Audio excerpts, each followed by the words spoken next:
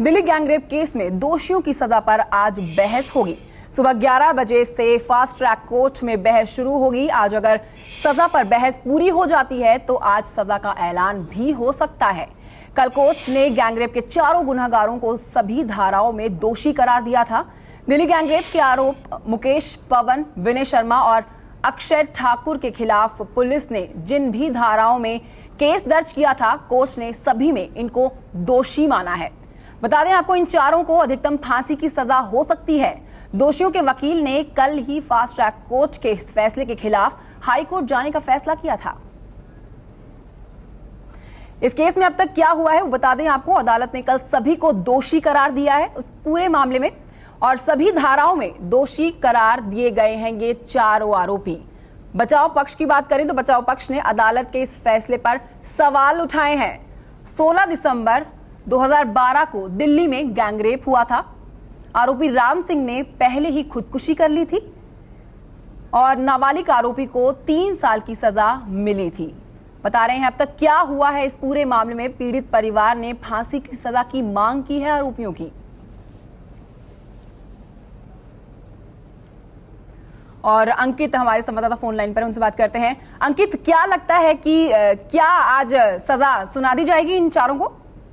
कंचन, फिलहाल अभी ये कहना तो मुमकिन नहीं है कि आज ही जो है सजा का ऐलान हो जाएगा, लेकिन निश्चित तौर पर अगर हम जो बचाव पक्ष और अभियोजन पक्ष की बात करते हैं तो लंच के पहले का जो 2 घंटे होंगे उनकी कोशिश ये होगी उस दौरान बहस को पूरी कर लिया जाए। सबसे पहले जो अभियोजन पक्ष यानी कि सरकारी पक्ष जो दिल्ली पुलिस का प्रतिनिधित्व कर रहे हैं वो जो लगातार अदालत के सामने अपनी दलीलों में यही साबित करने की कोशिश करेंगे कि इस मामले को जघन्यतम अपराध की श्रेणी में रखा जाए, यानी कि रेयरेस्ट ऑफ रेयर की कैटेगरी में रखा जाए, क्योंकि जिस तरीके से पीड़ित लड़की के साथ में इन लोगों ने दुष्कर्म किया और न सिर्फ दुष्कर्म किया बल्कि हैवानियत की हद पार कर दी थी, तो उसी सब आधार पर ये जो आरोपी हैं उनके लिए सजाए मौत की यानी कि जो अधिकतम सजा है धारा 302 के तहत जिस धारा में ये लोग दोषी ठहराए गए हैं, इसके अलावा भी कई अन्य धाराओं में है, लेकिन जो सबसे अधिकतम सजा है वो धारा 302 में हो सकती है और वो जो अधिकतम सजा है मौत की सजा हो सकती है। और लिहाजा जो अभियोजन पक्ष है वो मौत की सजा की मांग करने वाला है अदालत में। वहीं बचाव पक्ष क्योंकि और कोई विकल्प नहीं है, लिहाजा जो न्यूनतम सजा हो सकती है धारा 302 के तहत वो है उम्र कैद।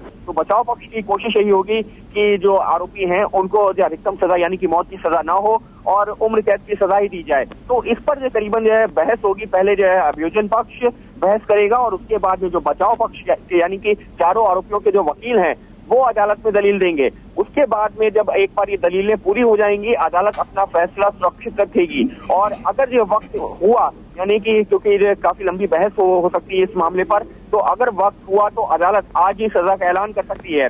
अन्यथा ये फैसला जो है सुरक्षित रखने के बाद में अगले आने वाले कुछ दिनों के दौरान इसका जो ऐलान हो सकता है। लेकिन फिलहाल इस वक्त के लिए बड़ी खबर यही है कि 11 बजे से जो बहस शुरू हो जाएगी और बहस पूरी होने के बाद ही पता चलेगा कि सजा का ऐलान आज होगा या बाद में। जी, शुक्रिया अंकित तमाम जानकारी देने के लिए। तो 11 बजे बहस शुरू हो जाएगी और क्या सजा दी जाएगी ये 11 बजे के बाद ही पता लग पाएगा।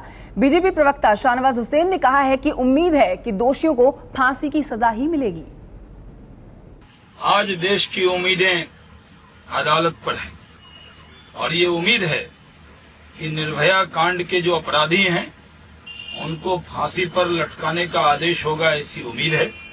हमें पूरा भरोसा है क्योंकि हम लोगों ने पार्लियामेंट में इस कांड के बाद एक कानून पास किया जिस कानून के तहत जो बलात्कारी है और उसको फांसी की सजा हो सकती है। तो आज उम्मीद है इन बलात्कारियों को, इन अपराधियों को जिनका अपराध कल साबित हो चुका है, उनको फांसी आज होगी और पूरा देश उनके फांसी के आदेश का जश्न मनाएगा।